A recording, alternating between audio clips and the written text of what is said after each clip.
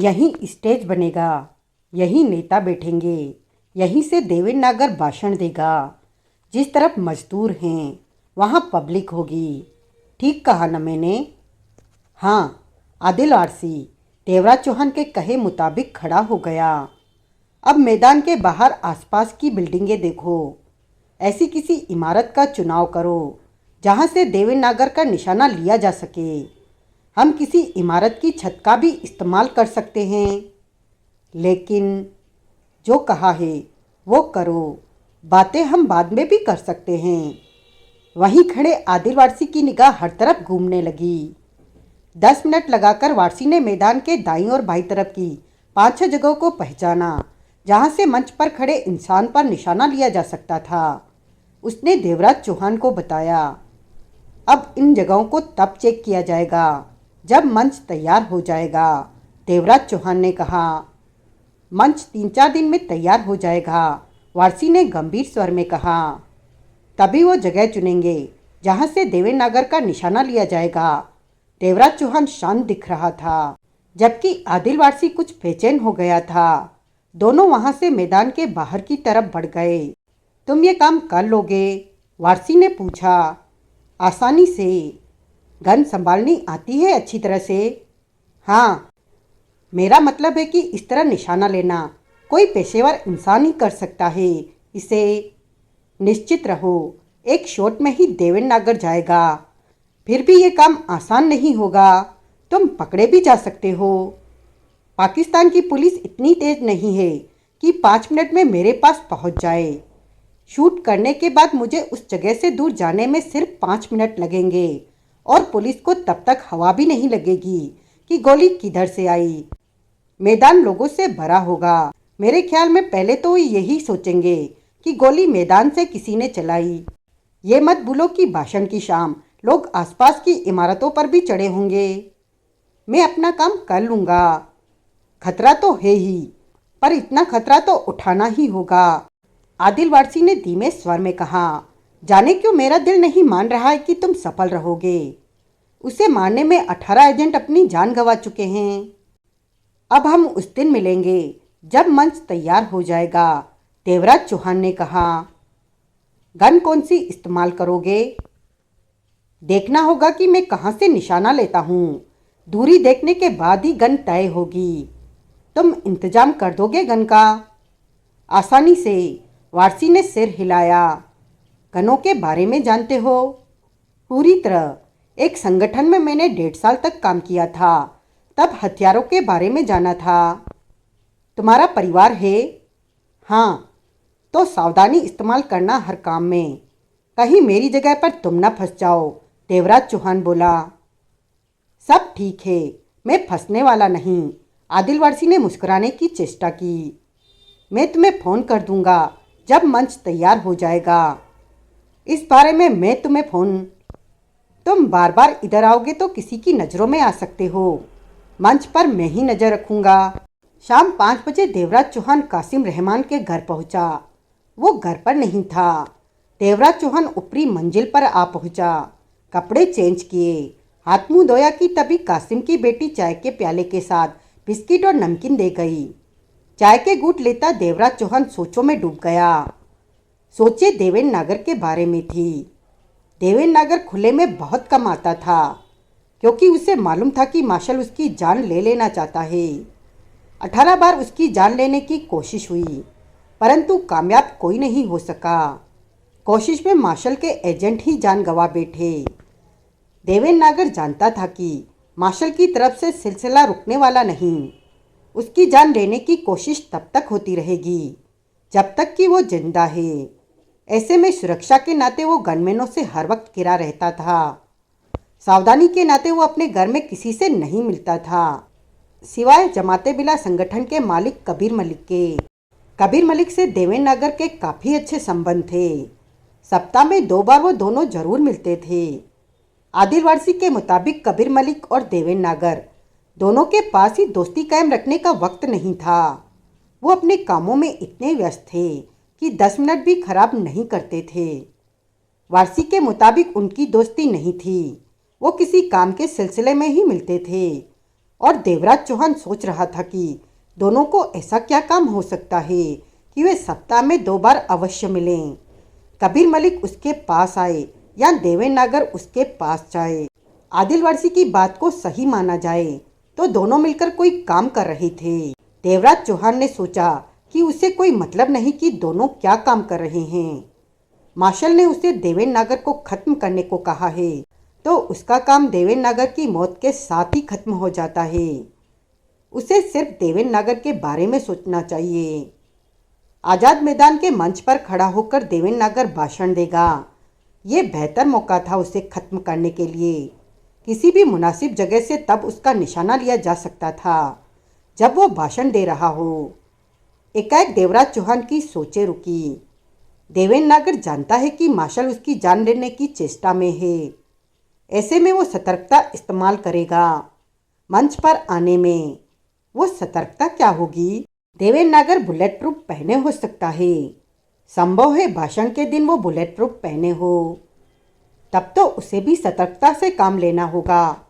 वो bullet proof पहने हो या न हो, गोली उसके सिर पर लगनी चाहिए ताकि उसे संभलने का मौका न मिले। देवराज चौहान जानता था कि उसे सिर्फ एक गोली चलाने का मौका मिलेगा। कमीज के भीतर बुलेट प्रूफ पहने होगा, वो एक गोली लगते ही नीचे जरूर गिरेगा, परंतु बुलेट प्रूफ जैकेट उसे बचा लेगी।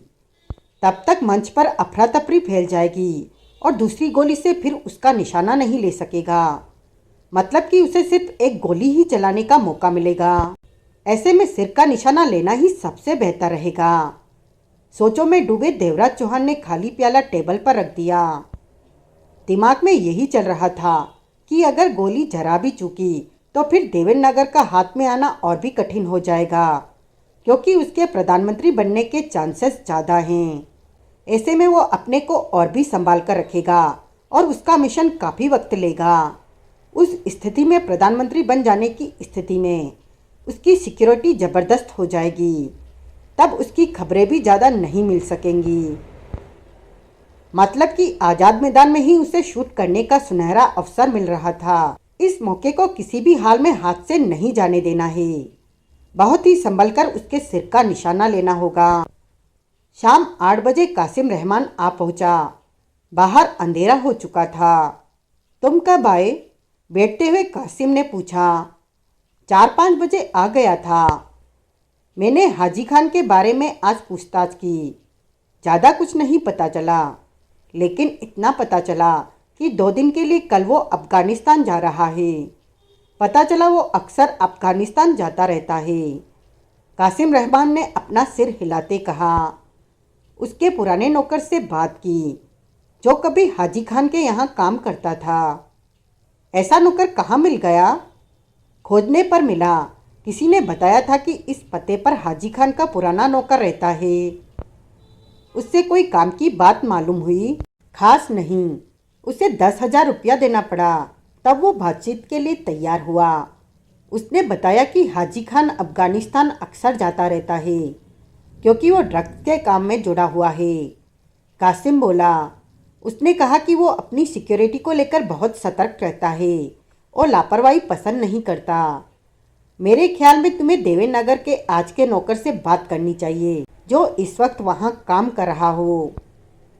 इस कोशिश में हूँ, पर खतरा बहुत है। नौकर मेरे बारे में हाजी खान को बता सकता है, पर कोशिश कर रहा हूँ कि नोट देकर किसी से हाजी खान के भीतर की बातें निकलवाई जा सकें।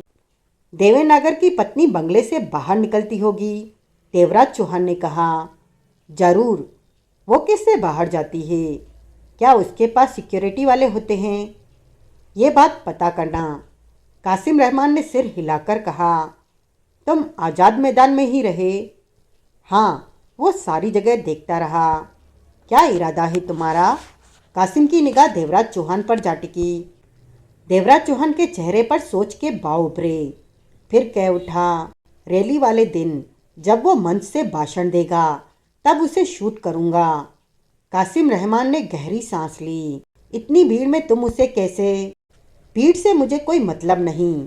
मैं आसपास की किसी इमारत पर होऊंगा। ये खतरनाक है, तुम फंस जाओगे। कासिम रहमान का स्वर तेज हो गया। सब ठीक रहेगा। मैं काम कर जाऊंगा। तुम क्या सोचते हो कि वो सादे कपड़े पहने मंच पर आएगा? उसने पक्का बुलेट प्रूफ पहना होगा नीचे। मेरा भी यही ख्याल है, वो ऐसा ही करेगा। देवराज चौहान मुस्कुरा पड़ा। मुझे उसके सिर पर गोली मारनी होगी। तुम, कासिम रहमान ने पहलू बदला, तुम शायद ठीक से समझ नहीं पा रहे हो। ये तगड़े निशानेबाज का काम है। अगर पहली गोली निशाने पर नहीं लगी तो दूसरी गोली चलाने का तुम्हें मौका नहीं मिलेगा। तब तक मंच पर भीड़ लग चुकी होगी। उसके गनमैनों ने उसे घेरे में ले लेना है। ये भी सोचा मैंने।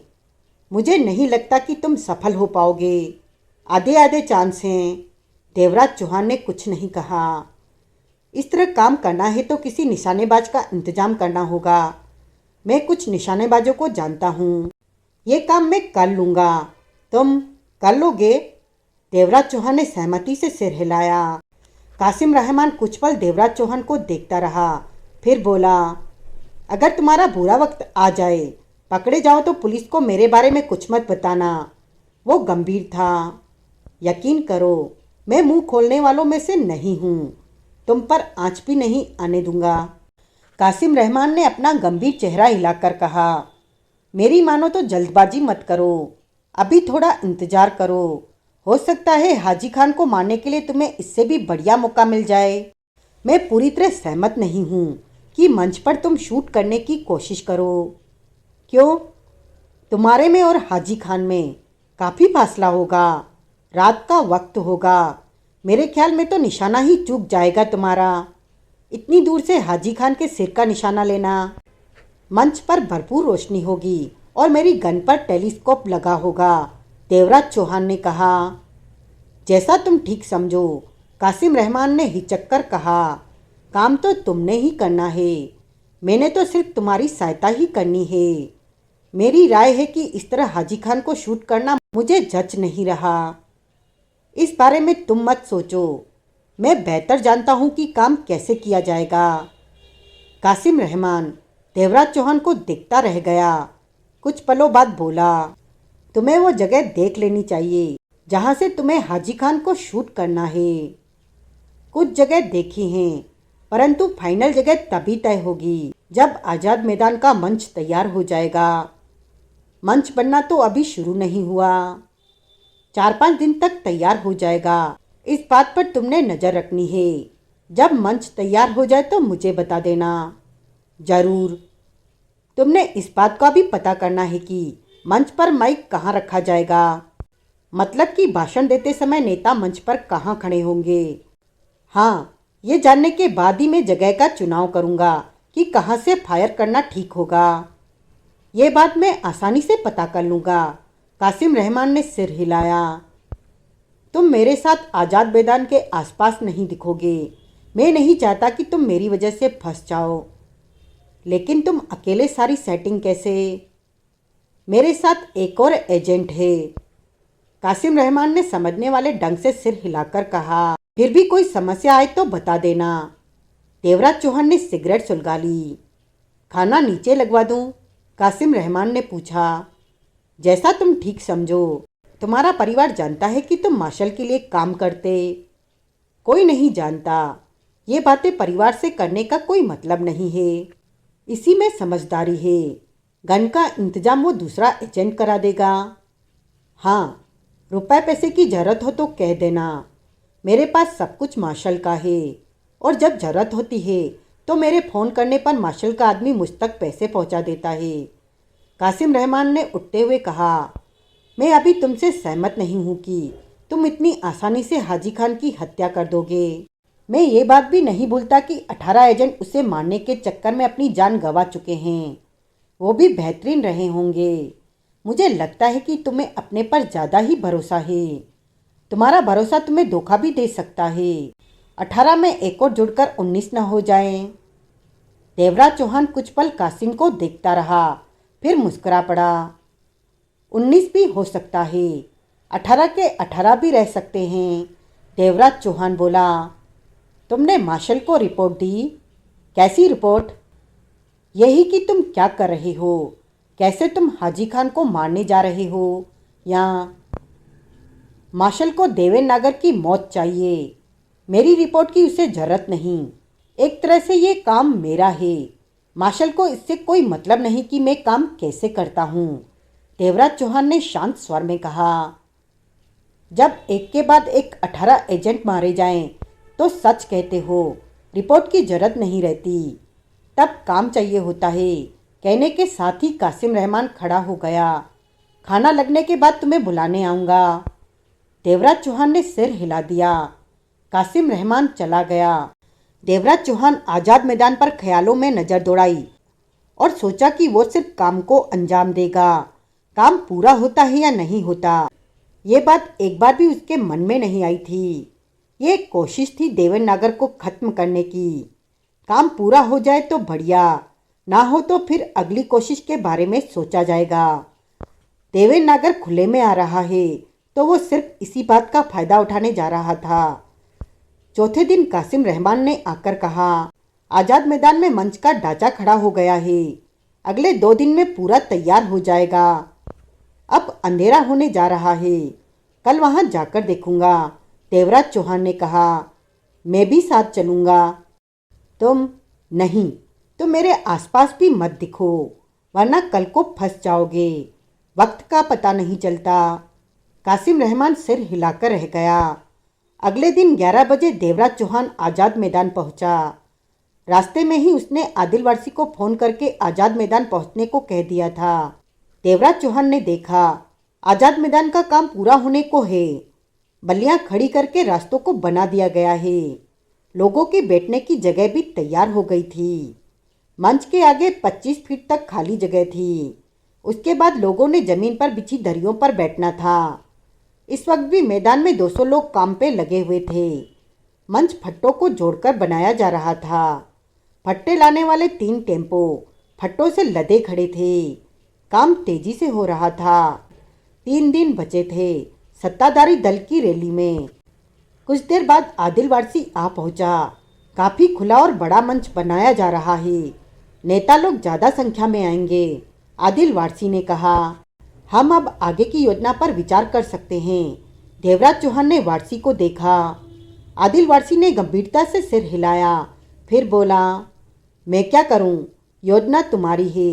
तुम ही मुझे बताओगे कि ये पता करना है कि मंच पर माइक कहाँ पर होगा, जहाँ से नेता बोलेंगे। देवराज चौहान ने कहा। फिर उस जगह से मैदान से बाहर दाएं बाएं आसपास की इमारतों को देखना है कि कौन सी जगह मुझे ठीक रहेगी। मैंने उस दिन जगह पसंद तो की थी। उस दिन मंच नहीं बना था। हमें पता नहीं कि मंच इतना बड़ा होगा। हमें ये भी नहीं पता कि देवेन नागर तब मंच के कौन से हिस्से में खड़ा होगा। आज ये बात जानी जा सकती है। ठीक है, पता कर लेते हैं। आओ। दोनों मंच की तरफ बढ़ गए। धूप थी, गुनगुना मौसम था। मैदान में कुछ दूर आज भी बच्चे क्रिकेट खेल रहे थे। लोग मैदान से रास्ता बनाए दाएं से बाएं, बाएं से दाएं आ जा रहे थे। दोनों मंच के पास जा पहुंचे। वहां पर इलेक्ट्रिशियन भी काम पर लगे हुए थे।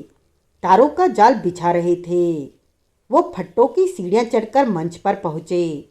वहां काम कर रहे लोगों ने उन्हें देखा, कहा कुछ नहीं। यही सोचा कि पार्टी के भेजे लोग होंगे और मुआयना करने आए होंगे। सब तेजी से अपना काम कर रहे थे।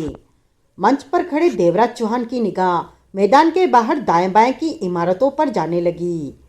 यहाँ से कई इमारतें स्पष्ट थी। आर पार देखा जा सकता था। देवराज चौहान ने ऐसी इमारत की पहचान की। आदिल वारसी एक इलेक्ट्रिशियन के पास पहुंचा। काम कब तक पूरा हो जाएगा? कल तक हमारा काम पूरा होगा। रात को भी हम काम कर रहे हैं, उसने बताया। गुड, तो परसों तक सारा काम तैयार होगा। जी हाँ, अगर कोई कमी पेशी होगी तो उसे परसों चेक कर लिया जाएगा। परसों के अगले दिन रैली है, कोई कमी नहीं होनी चाहिए। स्टेज पर वो जगह कहाँ पर होगी जहाँ से नेता बोलेंगे? मंच के बीचों बीच। चलकर दिखाओ। इलेक्ट्रिशियन आगे पहुँचा और मंच के बीचों बीच जा खड़ा हुआ। यहाँ पर, उसने कहा। देवराज चौहान कुछ कदमों के फासले पर खड़ा उन्हें देख रहा था। यहाँ पर माइक कहाँ रखोगे? 5 फीट का काउंटर यहाँ लगाया जाएगा। उसके पीछे नेता खड़े होकर बोलेंगे। काउंटर पर माइक रखे होंगे। ठीक है, आदिल बोला। बातों में वक्त खराब मत करो, जल्दी से काम पूरा करो। इलेक्ट्रीशियन वहाँ से चला गया। देवराज चौहान पास आ पहुँचा। ये जगह है जहाँ से नेता बोलेंगे, आदिल ने कहा। देवराज चौहान वहाँ खड़ा हुआ और नजरें मैदान के बाहर इमारतों पर जाने लगी। सबीना होटल, आज़ाद मैदान के बाईं तरफ सड़क पर 4 मंजिला इमारत पर यह बोर्ड लगा हुआ था और देवराज चौहान मंच पर खड़े होकर देख चुका था कि अगर इस जगह पर ठिकाना मिल जाता है तो मंच पर देवेनागर का निशाना लेने के लिए ये जगह सबसे बेहतर रहेगी। सड़क की तरफ दाई बाई तरफ की मिलाकर 8 बालकनियाँ निकली हुई थी। बालकनियाँ 4-5 लोगों के खड़े होने के लायक थी। नीचे व्यस्त सड़क थी, वाहन आ जा रही थे। हॉर्न और इंजनों की आवाज़ें बराबर गूंज रही थी। देवराज चौहान ने सेकंड फ्लोर की बाईं तरफ वाली बालकनी पसंद की थी। वहाँ से स्टेज साफ दिखता था। ये बात उसने स्टेज से नोट की थी। अपने विचार उसने आदिल वारसी को बताए। ये बात है तो मैं अभी उस बालकनी वाला कमरा बुक करा देता। तुम नहीं जाओगे होटल में। तुम स्थानीय व्यक्ति हो। बाद में ये बात तो स्पष्ट हो ही जानी है कि फायर उस बालकनी से हुआ है। तुमने कमरा बुक कराया तो तुम्हारी पहचान हो सकती है। मेरा क्या है, मैंने तो वापस हिंदुस्तान चला जाना है। अगर सफल रहा तो। सफल ना हुए तो तब यहीं रहोगे हाजी खान को मारने के लिए। तब मेरे तक पहुंचना पुलिस के लिए आसान नहीं होगा, पर तुम पकड़े जा सकते हो। तुम्हारे पास पाकिस्तान की कोई आईडी नहीं है। मतलब साल भर से पाकिस्तान में ये नियम लागू हो चुका है कि होटल में ठहरने वाला व्यक्ति अपनी पहचान की फोटोकॉपी होटल वालों को देगा। तुम्हारे पास ये सब नहीं है। नहीं है, फिर तो कमरा लेने में दिक्कत आएगी। दिक्कत नहीं आएगी, तुम मुझे 50,000 रुपया दो, एटीएम से निकाल कर देता हूँ। आदिल वारसी चला गया। देवराज चौहान सबीना होटल के सामने सड़क पर खड़ा रहा, नजरें घुमाता रहा। 20 मिनट बाद आदिल वारसी लौटा और 50,000 देवराज चौहान को दिए। देवराज चौहान ने नोट जेब में डालते हुए कहा, तुम यहीं रहो, मैं होटल में होकर आता हूँ। देवराज चौहान सबीना होटल के भीतर प्रवेश कर गया। मध्यम दर्जे का होटल था। दाईं तरफ लंबा सा रिसेप्शन बना हुआ था, जिसके पीछे 2 लड़के मौजूद थे। पास ही दीवार पर कीबोर्ड और कॉलबेल के इंडिकेटर लगे हुए थे। सामने की तरफ 2 सोफे रखे थे कि कस्टमर अगर किसी के इंतजार में बैठना चाहे तो बैठ सके। दीवारों की सफ़ेदी पुरानी हो चुकी थी। कहीं कहीं तो पपड़ियाँ भी लटक रही थी। रंग फीके पड़ रहे थे। काउंटर भी बहुत पुराना हो चुका था। देवराज चौहान रिसेप्शन पर पहुंचकर मुस्कुराया, लड़कों को देखा। हुक्म जनाब, एक लड़का तुरंत कह उठा। कमरा चाहिए? हाँ। कितने दिन रुकना है? उसने पूछा। 1 महीना। इतनी देर क्यों? मेरी बहन की शादी है इस शहर में, उसकी तैयारियां करनी है। अगर मुझे ये होटल पसंद आ गया तो शादी के दिनों में पूरा होटल भी बुक करा सकता हूँ कि मेहमान ठहर सके। अभी मैं अकेला हूँ, परंतु 4 दिन बाद मेरी बेगम भी आ जाएगी। लेकिन कमरा मुझे अपनी पसंद का चाहिए। कहाँ से आए हैं आप? कांदीपुर से। कांदीपुर यहाँ से 25 किलोमीटर दूर पड़ने वाले कस्बे का नाम था। वहाँ मेरी ज़मीनें हैं, दूध की डेयरी है, मक्खन भी बनाता हूँ। देवराज चौहान ने सरल स्वर में कहा। आपको कमरा मिल जाएगा जनाब, आइए मैं कमरे दिखाता। कमरा मुझे हवादार, बालकनी वाला, रौनक वाला चाहिए, देवराज चौहान ने कहा। हमारे पास ऐसे कई कमरे हैं, युवक काउंटर के पीछे से निकलता बोला। आपका सामान कहाँ है? बहुत बुरा वक्त आ गया है, देवराज चौहान ने अफसोस भरे स्वर में कहा। स्टेशन पर ट्रेन से उतरते ही सूटकेस उठाने के लिए कूली किया और वो सामान लेकर भाग गया। मेरा पर्स भी उसी सामान में था। ओह, बुरा हुआ, युवक ने दुख जताया। आपका पर्स भी चला गया तो आप होटल का पेमेंट कैसे देंगे? दूसरे युवक ने कहा। पैसे तो मेरी जेब में थे, कहते हुए देवराज चौहान ने जेब से 50,000 के नोट निकालकर दिखाए। ये बच गए। उसके बाद देवराज चौहान ने उस युवक के साथ होटल के कमरे देखे। उनमें वो कमरा भी था जिसकी बालकनी पर उसकी नज़र थी। दूसरी मंजिल का बाईं तरफ वाला बालकनी का वो कमरा उसने फौरन पसंद कर लिया। उसके बाद रिसेप्शन पर पहुंचे। रजिस्टर भरा जाने लगा। देवराज चौहान ने अपना नाम मीर अली और पता कांदीपुर कस्बे का लिखा। बात हुई कि सप्ताह का किराया एडवांस दे दिया करेगा। 1200 का कमरा था। 8400 रुपया देवराज चौहान ने दिया। पैसे की रसीद बनाई जाने लगी। सब कुछ आसानी से हो गया था। तभी दूसरा युवक देवराज चौहान से बोला, आपका आईडी प्रूफ भी चाहिए। वो तो मेरे पास है नहीं, पर्स चोरी हो गया है। बताया तो था मैंने, फॉर्मेलिटीज के तौर पर चाहिए। पुलिस भी कभी रजिस्टर चेक करने आ जाती है। 4 दिन बाद जब बेगम आएगी तब उसकी आईडी दे दूंगा, देवराज चौहान ने कहा। युवक ने सहमति दे दी। ये काम भी आराम से हो गया था।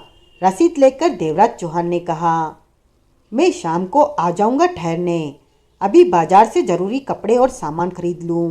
देवराज चौहान सबीना होटल से बाहर निकला और सड़क पार करके आदिल वारसी के पास पहुंचा। बात बनी? वारसी ने पूछा। बन गई, कमरा बुक हो गया। देवराज चौहान ने बालकनी को देखा। वही कमरा मुझे चाहिए था। आईडी का क्या हुआ? देवराज चौहान ने बताया, 4 दिन, तब तक तो तुमने जो करना होगा कर दिया होगा। परसों से अगले दिन यहाँ नेताओं का भाषण है, आदिल वारसी ने गंभीर स्वर में कहा। पता नहीं तुम सफल हो पाते हो या नहीं। मैं सिर्फ चांस ले रहा हूँ, देवराज चौहान बोला।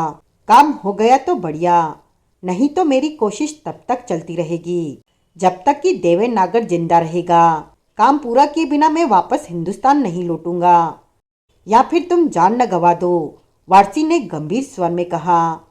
कुछ भी समझो, देवराज चौहान मुस्कुराया। खाली हाथ में आज तक नहीं लौटा। आने वाला वक्त ही बताएगा कि क्या होता है। चलो कहीं लंच कर लें, उसके बाद कपड़ों के 2-4 जोड़े और सामान खरीदूंगा।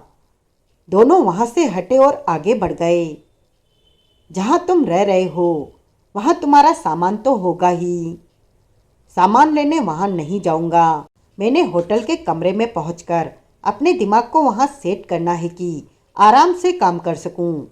देखना होगा कि रात को बालकनी और मैदान कैसा रहता है, कौन से एंगल से मैदान के मंच पर खड़े इंसान का निशाना लेना ठीक होगा। मेरी कोशिश होगी कि मैं असफल न रहूं। आधे घंटे बाद वो वहाँ एक रेस्टोरेंट में बैठे लंच कर रहे थे। मुझे एक राइफल चाहिए, देवराज चौहान खाना खाते धीमे स्वर में कह उठा। राइफल? आदिल वारसी ने सिर हिलाया। मिल जाएगी। .315 की राइफल। ये पावरफुल राइफल होती है, गोली इंसान को उधेड़कर रख देती है। बहुत फोर्स के साथ गोली आगे जाती है। राइफल पर टेलीस्कोप लगा होना चाहिए, साइलेंसर भी होना चाहिए। फायर करके देख लेना कि साइलेंसर ठीक से काम कर रहा है या नहीं। टेलीस्कोप, साइलेंसर लगी राइफल, .315 की। अर्जेंट तो नहीं है ना? कल दे देना, हो जाएगा इंतजाम। पाकिस्तान में हथियारों की कोई कमी नहीं है। साथ में गोलियां कितनी? सिर्फ एक। एक? वारसी खाना खाते ठिठका और देवराज चौहान को देखने लगा। एक ही, देवराज चौहान खाना खाते कह उठा। दूसरी चलाने का वक्त ही नहीं मिलेगा। मैं समझा नहीं। एक गोली, निशाना लगे या न लगे, इतने में ही वहाँ भगदड़ मच जाएगी और देवेनागर फिर मेरे निशाने पर आने से रहा। उसके गनमैन उसे घेर लेंगे, तब मैं भी यहाँ नहीं रुक सकूँगा। फायर करते ही मुझे निकल जाना होगा यहाँ से। जल्दी ही पुलिस को पता चल जाएगा कि फायर कहाँ से किया गया है। पुलिस फौरन ही हर उस इमारत को चेकिंग शुरू कर देगी जहाँ से मंच पर फायर किया जा सकता है।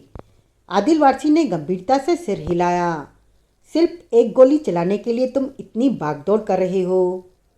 एक ही गोली चलाने का मौका मिलेगा, देवराज चौहान ने कहा। और तुम्हें भरोसा है कि निशाना ठीक लगा दोगे? अभी कुछ नहीं कह सकता। देवराज चौहान के चेहरे पर किसी तरह का भाव नहीं था। बाद में राइफल होटल में छोड़कर ही निकल जाओगे। हाँ, उस कमरे की बालकनी से नेताओं का मंच राइफल की रेंज में आता है या बाहर है? ये बात चेक की? चेक कर चुका हूँ, सब कुछ रेंज के भीतर है। ज़्यादा से ज़्यादा ये होगा कि गोली की फोर्स कम हो जाएगी, परंतु आसानी से वहाँ तक पहुँच जाएगी। .315 की राइफल से निकली गोली कम फोर्स में भी अपना काम कर जाती है। तभी तो मैंने .315 मांगी है कि गोली अगर निशाने पर हो तो अपना काम जरूर कर दे। हथियारों की खूब जानकारी लगती है तुम्हें। देवराज चौहान ने कुछ नहीं कहा। कल दोपहर में तुम मुझसे राइफल ले सकते हो। फ़ोन कर देना। राइफल की पैकिंग ऐसी हो कि किसी को शक न हो कि भीतर राइफल है। मैंने उसे होटल में अपने कमरे में ले जाना है और कई लोग मेरे हाथ में पकड़े सामान को देखेंगे। समझ गया, मैं सब ठीक कर दूंगा। कोई और काम नहीं। तो मेरा काम सिर्फ इतना है कि राइफल तुम्हें दे दूं, बस। सही कहा। मैं फ़ोन पर तुम्हारे टच में रहूँगा, शायद तुम्हें मेरी ज़रूरत पड़ जाए। चंद पलों की सोच के बाद देवराज चौहान ने कहा, रैली वाली शाम को तुम इस होटल के पास ही कहीं पर रहना। मुझे यहाँ से निकलने के लिए कुछ चाहिए होगा। तुम्हारा मतलब कार? मोटरसाइकिल तब ज़्यादा बेहतर होगी। कोई फ़ायदा नहीं, तब आज़ाद मैदान खचाखच भरा होगा। होटल के सामने वाली सड़क और मैदान के उस तरफ वाली सड़क या मैदान के आसपास लगती सड़कें पुलिस सील कर देगी। तब इधर किसी वाहन के चलने का तो मतलब ही नहीं है। तुम्हें फायर करने के बाद पैदल ही निकलना होगा यहाँ से, आदिल वारसी ने गंभीर स्वर में कहा। देवराज चौहान ने सिर हिला दिया। मेरे ख्याल में तुम्हें निकलने में कोई समस्या नहीं आएगी। तब सड़कों पर भी लोगों की भीड़ होगी, तुम आसानी से निकल सकोगे।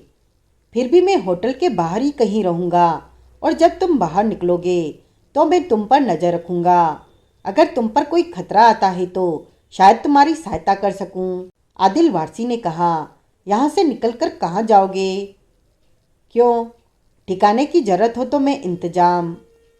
ठिकाना मेरे पास है। ठीक है, कल दोपहर को तुम्हें फ़ोन करूँगा राइफल देने के लिए। लंच समाप्त करने के बाद वारसी ने बिल दिया और दोनों बाहर आ गए। देवराज चौहान 8 बजे होटल पहुंचा। तब तक अंधेरा हो चुका था। कंधे पर मीडियम साइज का एयरबैग लटका था, जिसके भीतर रात सोने के कपड़ों के अलावा 2 जोड़े और नए खरीदे थे। होटल के रिसेप्शन काउंटर पर दिन वाले 2 युवकों में से एक मौजूद था। चलते चलते दोनों में मुस्कान का आदान प्रदान हुआ। उसके साथ ही देवराज चौहान ऊपर जाने के लिए सीढ़ियां चढ़ता गया और दूसरी मंजिल पर पहुंचकर दरवाज़ा खोला तो खुल गया।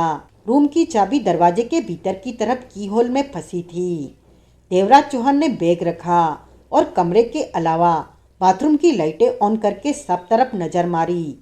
सब ठीक था। कमरे के बीच में दीवार से सटा डबल बेड लगा था। पास ही दीवार से सटी लोहे की अलमारी खड़ी थी। एक तरफ टेबल और 2 कुर्सियां थी। छत पर पंखा लगा था। दीवार में बड़ा सा आदमकद शीशा लगा था। सब कुछ काम चलाऊ था और ठीक था। देवराज चौहान बालकनी की तरफ लगते दरवाजे के पास पहुंचा और उसे खोलकर बालकनी में आ खड़ा हुआ। नीचे सड़क पर से बराबर वाहन जा रहे थे। उनका शोर कानों में पड़ने लगा। देवराज चौहान की निगाह सामने दिखाई दे रहे आज़ाद मैदान पर जा टिकी। वहाँ स्टेज के पास भरपूर रोशनी थी। अभी भी वहाँ काम करते लोग नजर आ रहे थे। यहाँ से मंच पूरी तरह नजर आ रहा था। देवराज चौहान कुछ देर तक मंच को देखता खड़ा सोचता रहा कि यहाँ से मंच स्पष्ट दिख रहा है। 315 की टेलीस्कोप साइलेंसर लगी राइफल से स्टेज पर मौजूद इंसान का निशाना वो आसानी से ले सकता है, कोई दिक्कत नहीं होगी। फिर वापस कमरे में आया और कपड़े उतारकर बाथरूम में चला गया। सड़क का शोर खुले दरवाजे से भीतर तक आ रहा था, परंतु देवराज चौहान का दिमाग मंच, राइफल और देवेंद्र नागर पर उलझा हुआ था। नहाने के बाद उसने बैग से पठानी कमीज पैजामा निकालकर पहना। ऐसा लिबास पहनना ही ठीक था। पाकिस्तान में पाकिस्तानी लोगों जैसा ही दिखना ठीक रहेगा, ये सोचकर ही देवराज चौहान ऐसे कपड़े लाया था। उसके बाद देवराज चौहान ने बेड के पास छोटे से टेबल पर रखे इंटरकॉम का रिसीवर उठाया और उस पर लगा एकमात्र एक बटन दबाकर रिसेप्शन पर बात की और पानी के साथ वेटर को भेजने को कहा। ये काम करके देवराज चौहान ने बैग में से विस्की निकाली, टेबल पर रखकर सिगरेट सुलगा ली। 5 मिनट में ही वेटर पानी का जग और गिलास ले आया। उसने बोतल को देखकर कहा, कुछ खाने को लाऊं जनाब? नमकीन काजू ले आओ। देवराज चौहान ने कस लिया। मुर्गा नहीं? वेटर कह उठा। नहीं, देवराज चौहान मुस्कुराया, सिर्फ नमकीन काजू। वेटर चला गया। देवराज चौहान ने गिलास तैयार किया। पहला घूंट भरा कि वेटर नमकीन काजू प्लेट में रखे ले आया। प्लेट टेबल पर रखता कह उठा, जनाब जी, खाने पीने की पेमेंट बिल के साथ देंगे या हाथों हाथ? बिल के साथ। ठीक है जी, मैंने तो यूं ही पूछ लिया। पूछना पड़ता है, हर तरह के कस्टमर आते हैं। कुछ लोग तो खाने पीने के सामान की हाथों हाथ पेमेंट देना पसंद करते हैं। डिनर का ऑर्डर अभी देंगे या बाद में? देवराज चौहान ने काजू के 2 पीस उठाकर मुंह में डाले। क्या है डिनर में? चिकन कबाब है, अफगानी चिकन है, मसाला मीट है, शाही बिरयानी है और वेज बताओ। मैं सादा खाना खाना चाहता हूँ। सादे में तो दाल मिल जाएगी, शाही पनीर, कड़ी पकोड़ा, पालक पनीर। 10:30 बजे डिनर ले आना। जो दाल सब्जी सही हो वो ले आना। अपनी पसंद का? वेटर मुस्कुराया। हाँ ठीक है जनाब, एकदम ताज़ा और बढ़िया माल ला कर दूंगा। पता चला आप महीना ठहरेंगे। हाँ, बेटी की शादी है, 3-4 दिन में बेगम भी आने वाली है। सामान खरीदना है, तैयारी करनी है। शादी में तो बहुत काम होता है जनाब जी। मैं 10:30 बजे डिनर ले आऊँगा, कहकर वेटर चला गया।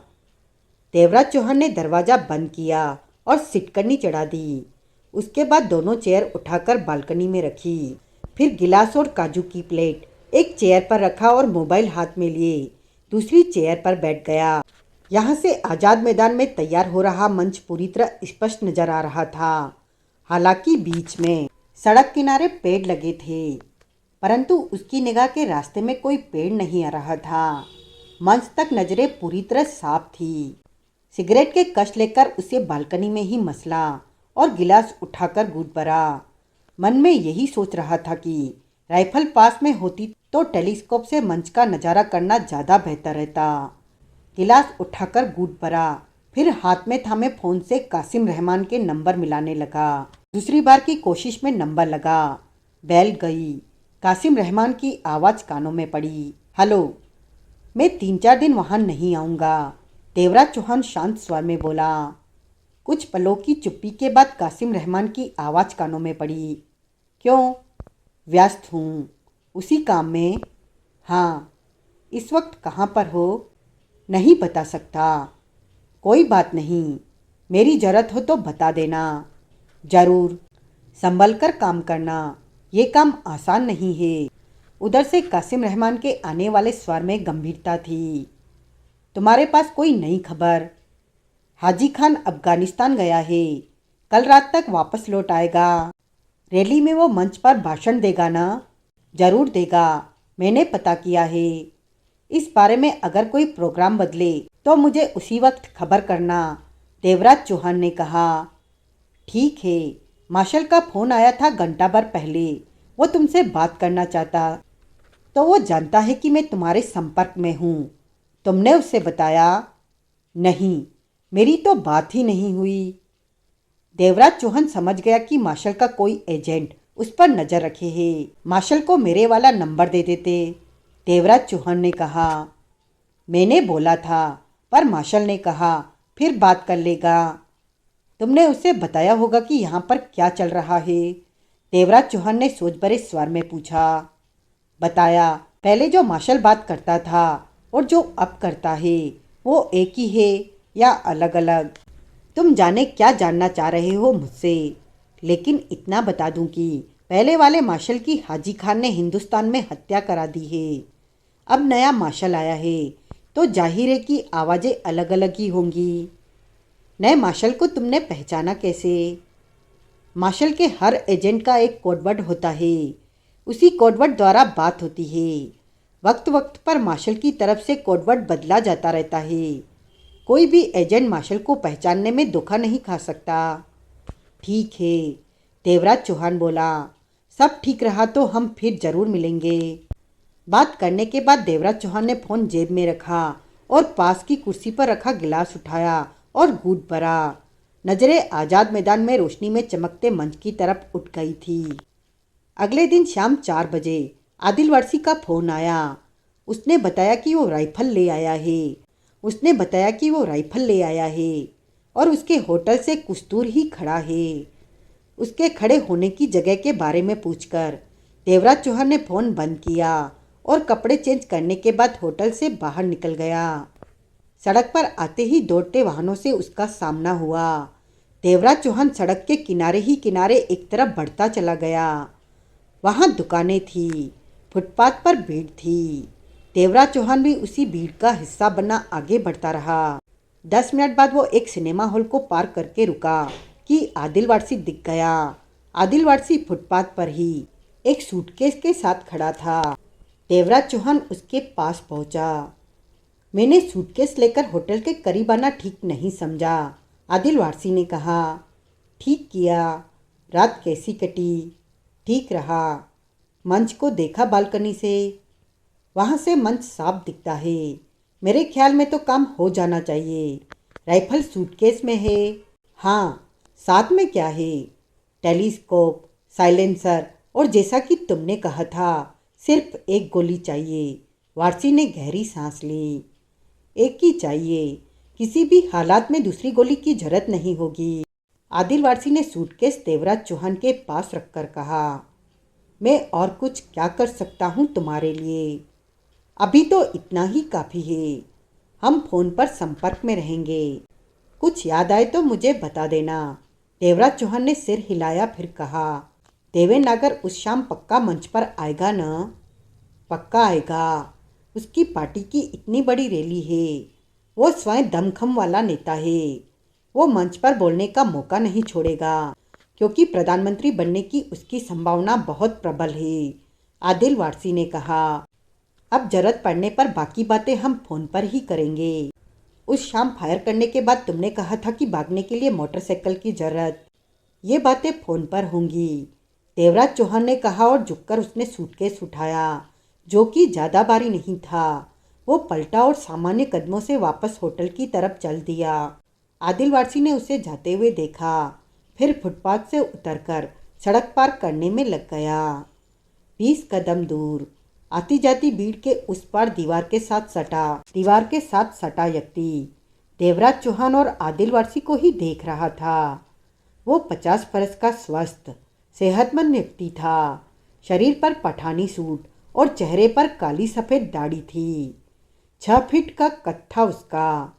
जब उसने आदिल वारसी को सड़क पार करते देखा तो वो अपनी जगह से हिला और तेजी से भीड़ की तरफ बढ़ गया जिस तरफ देवराज चौहान गया था। इस वक्त देवराज चौहान नज़रों से ओझल था, परंतु तेजी से चलते उसने भीड़ में से देवराज चौहान को पा लिया और पीछा करने लगा। इतनी भीड़ भरे फुटपाथ पर यह पता लगना आसान नहीं था कि कोई किसी का पीछा कर रहा हो सकता है। सबीना होटल आने पर देवराज चौहान भीतर प्रवेश कर गया। पीछे आ रहा वो व्यक्ति होटल के बाहर ही ठिठक गया। उसकी पैनी निगाह होटल पर टिक गई। वो कुछ पल वहीं खड़ा आसपास नजरें घुमाता रहा, फिर वो भी होटल में प्रवेश कर गया। भीतर रिसेप्शन पर पहुंचा। वहाँ वही 2 युवक मौजूद थे। वालेकुम सलाम, उसने रिसेप्शन पर कहा। अभी मामूजान आए थे, वो किधर गए? कौन से मामूजान मियाँ जी? एक युवक ने पूछा। वो अभी अभी सूटकेस लिए। अच्छा, वो हैं आपके मामूजान? युवक ने पुनः कहा। ऊपर 215 कमरे में है वो। शुक्रिया बच्चों, उसने हाथ हिलाकर कहा और सामने सीढ़ियों की तरफ बढ़ गया। वो सीढ़ियाँ तय करता दूसरी मंजिल पर पहुंचा। 215 नंबर तलाश करने में उसे कोई समस्या नहीं आई। हर रूम के दरवाजे पर कमरा नंबर लिखा था। उसने 215 का दरवाज़ा थपथपा दिया। कमरे में प्रवेश करते ही देवराज चौहान ने दरवाज़ा बंद किया और सूटकेस पेट पर रखकर उसे खोला तो भीतर 315 की राइफल रखी चमक रही थी। पास ही टेलीस्कोप और साइलेंसर मौजूद थे। देवराज चौहान ने गन बाहर निकाली और उसे चेक किया। उसमें एक गोली पीतल की फंसी नजर आई। देवराज चौहान जानता था कि उस गोली की लंबाई 3.5 इंच लंबी है और शिकार को फाड़कर रख देती है। देवराज चौहान ने सूटकेस में पड़ा टेलीस्कोप उठाया और राइफल के ऊपर फिट करने लगा। मिनट भर में ही टेलीस्कोप फिट था। फिर उसने साइलेंसर उठाया कि तभी दरवाजे पर थपथपाहट हुई। ठिठक गया देवराज चौहान, नजरें दरवाजे की तरफ उठी। अगले ही पल उसने राइफल को वापस सूटकेस में रखा, उसे बंद किया और दरवाजे के पास पहुंचा कि तभी पुनः थपथपाहट हुई। कौन है? देवराज चौहान ने पूछा। वेटर हूँ जनाब, बाहर से आवाज़ आई। क्षणिक सोच के बाद देवराज चौहान ने सिटकनी नीचे की और दरवाज़ा खोला। बाहर नजरें पड़ते ही देवराज चौहान चौंका। सामने वेटर नहीं था, कोई और था। देवराज चौहान को उसी पल खतरे का एहसास हो गया कि गड़बड़ है। मुझसे घबराने की जरूरत नहीं है देवराज चौहान, उस व्यक्ति ने सामान्य स्वर में कहा। मैं तुम्हारा दोस्त हूँ। उसके होठों से अपना नाम सुनकर ठगासा रह गया था कि पाकिस्तान में उसे कौन पहचानता है। अगले ही पल ध्यान आया कि कहीं ये मार्शल का भेजा तो नहीं। मार्शल को जरूर खबर होगी कि इस वक्त वो कहाँ है। कौन हो तुम? देवराज चौहान बेहद सतर्क था। दोस्त, कहते हुए वो मुस्कुरा पड़ा। अजनबी लोग दोस्त नहीं होते, कभी कभी हो जाते हैं, जैसे कि अब। मुझे भीतर आने दो, हमने कई बातें करनी है। कैसी बातें?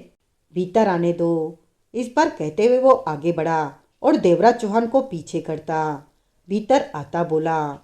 बातें भी हो जाएंगी।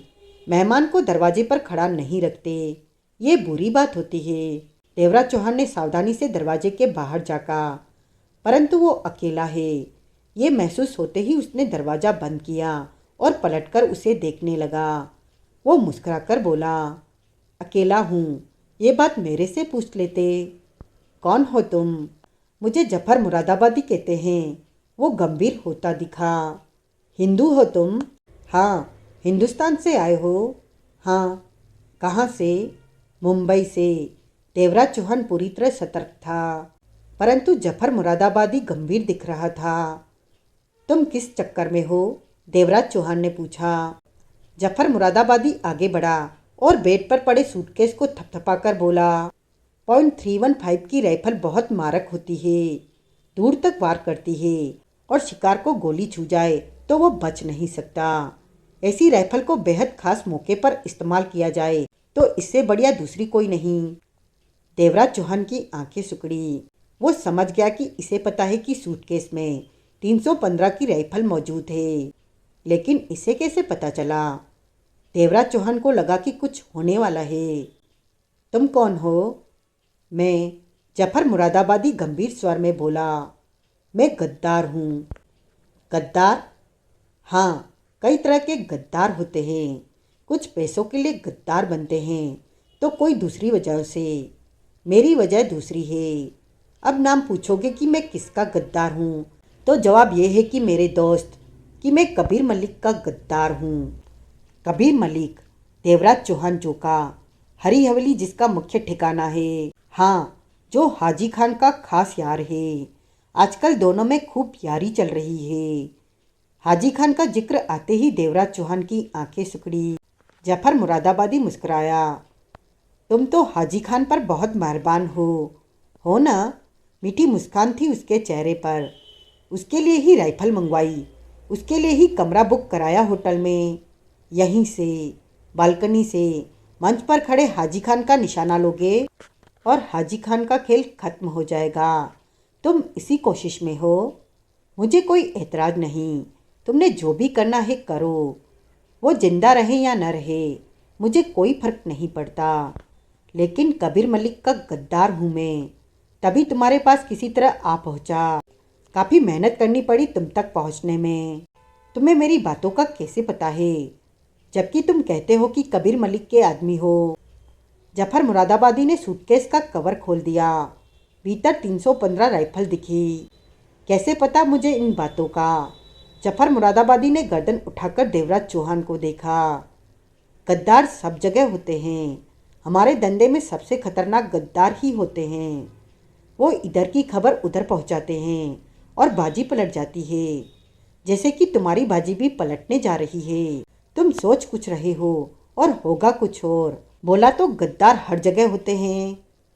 तुम किस गद्दार की बात कर रहे हो? आदिल वारसी की। जफर मुरादाबादी ने गंभीर स्वर में कहा। वारसी। देवराज चौहान चूक पड़ा। तुम कहना क्या चाहते हो? आदिल वारसी कबीर मलिक के लिए काम करता है। ये राइफल भी उसे कबीर मलिक ने ही दी है।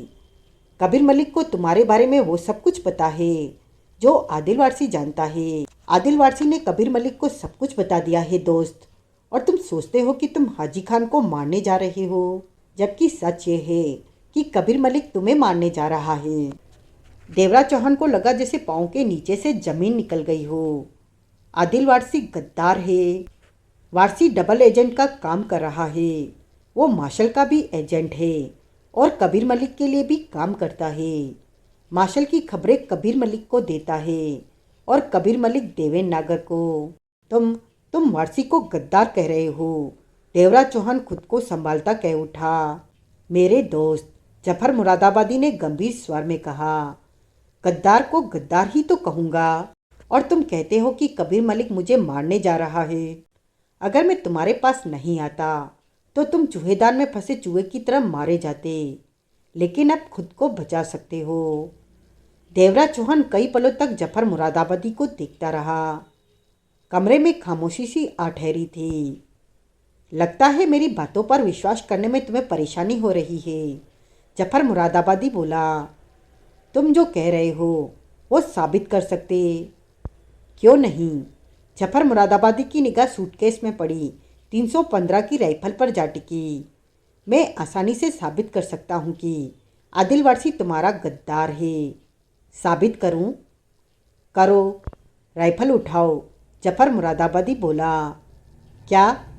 मैंने कहा है राइफल उठाओ, जफर मुरादाबादी ने पहले वाले स्वर में कहा।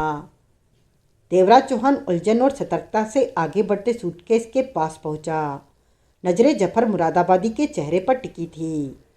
देवराज चौहान अनजान आदमी पर विश्वास करने के हक में नहीं था। ये जाने कौन था और आदिल वारसी को गद्दार कह रहा था। कबीर मलिक से मिला हुआ कह रहा था कि वो उसे उस तक पहुंचा दे। क्या पता चक्कर कुछ और हो और ये जफर मुरादाबादी ही देवेन नगर का आदमी हो और उसे नुकसान पहुंचाने के फेर में हो। मुझ पर शक कर रहे हो? देवराज चौहान को एकटक अपनी तरफ देखता पाकर जफर मुरादाबादी गंभीर स्वर में कह उठा। गलत भी नहीं कर रहे। तुम एकाएक मुझ पर विश्वास और आदिल वारसी पर अविश्वास क्यों करोगे?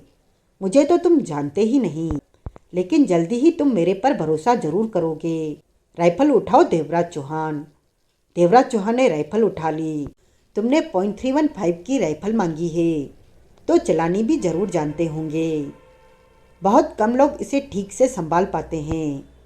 राइफल में सिर्फ एक ही गोली है, क्योंकि तुमने एक ही मांगी थी।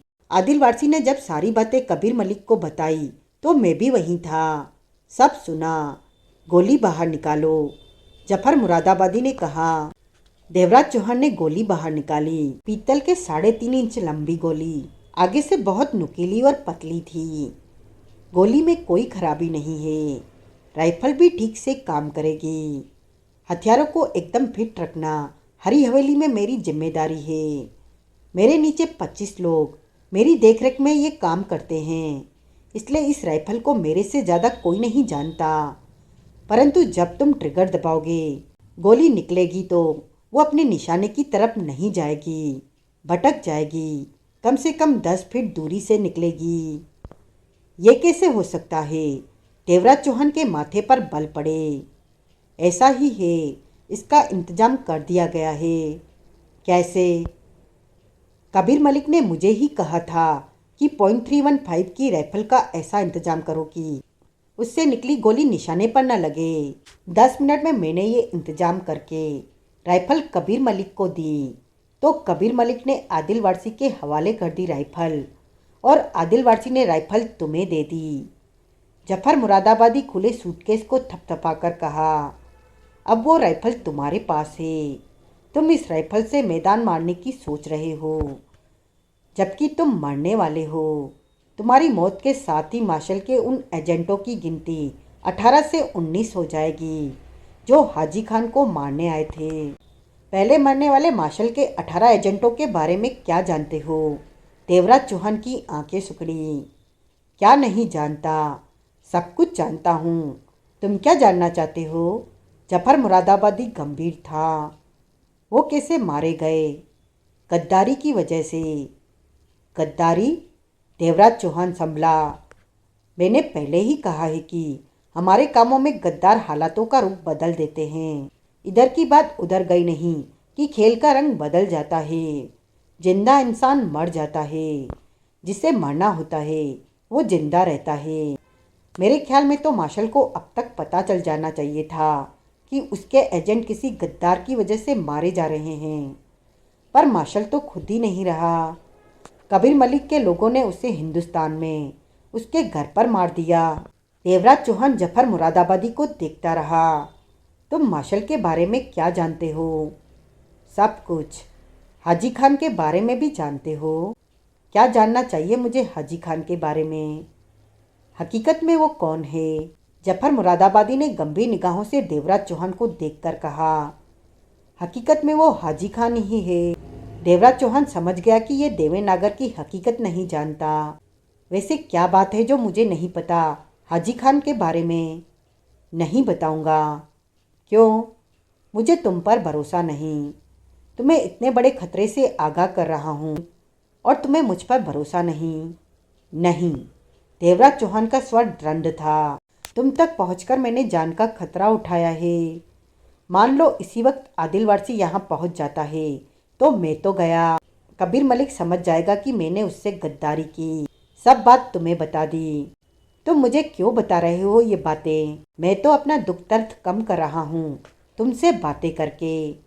क्या समस्या है तुम्हें? ये बताना जरूरी नहीं समझता।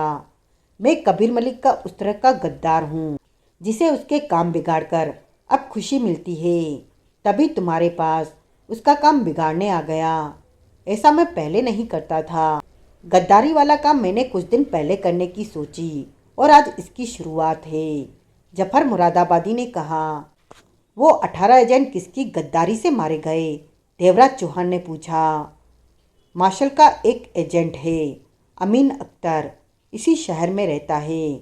वो कबीर मलिक के लिए भी काम करता है जैसे आदिल वारसी करता है। अमीन अख्तर ने तबीयत से मार्शल से गद्दारी की। 1.5 साल तक मार्शल हाजी खान को मारने के लिए एजेंट भेजता रहा और अमीन अख्तर सबकी खबर कबीर मलिक को देता रहा। बहुत पैसा मिला अमीन अख्तर को गद्दारी करने का।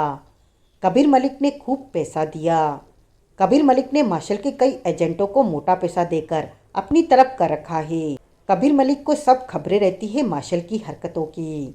18 एजेंटों की मौत के बाद मार्शल ने सतर्कता के नाते या उसे शक हुआ होगा कि बिना गद्दारी के उसके एजेंट नहीं मारे जा सकते, तो मार्शल ने फील्ड का काम नए एजेंटों को दे दिया जिसमें कि आदिल वारसी शामिल है। मतलब की बात वहीं की वहीं है। इस पर अमीन अख्तर गद्दारी नहीं कर रहा तो आदिल वारसी कर रहा है। मौत तो मार्शल के एजेंट की ही होनी है, यानी कि तुम्हारी बातों ने मुझे हिला दिया है। देवराज चौहान बोला। शुक्रिया दोस्त। तुमने राइफल में ऐसा क्या किया है कि गोली निशाने से भटक जाए? देवराज चौहान ने पूछा। उसकी नाल जहाँ से गोली बाहर निकलती है, फायर करने पर नाल के भीतर किनारे पर गर्म लोहे की एक बूंद गिरा दी जो कि मामूली से उबार के रूप में वहीं टिक गई। इससे ये हुआ कि ट्रिगर दबाते ही गोली तूफानी रफ्तार के साथ नाल से बाहर निकलते वक्त उसका पिछला किनारा उस उभरे हुए लोहे के बिंदु से रगड़ खाता है और गोली का रुख जरा सा बदल जाता है और निशाने से 10 फीट दूर से निकल जाती है। जफर मुरादाबादी ने गंभीर स्वर में कहा। मेरे लिए ये काम करना मामूली बात है। कबीर मलिक के संगठन में मुझे हथियारों का एक्सपर्ट माना जाता है और तुम कबीर मलिक से गद्दारी कर रहे हो। मजबूरी है, करनी पड़ रही है। कबीर मलिक और हाजी खान के बीच क्या रिश्ता है? दोनों एक दूसरे के लिए खास हैं। इससे ज़्यादा मैं नहीं जानता। उनके खास होने का केंद्र बिंदु क्या है? किस वजह के तहत वो खास है? नहीं जानता। तो तुम्हारा कहना है आदिल वारसी, कबीर मलिक से मिला हुआ है, मेरी खबरें उसे पहुंचा रहा है।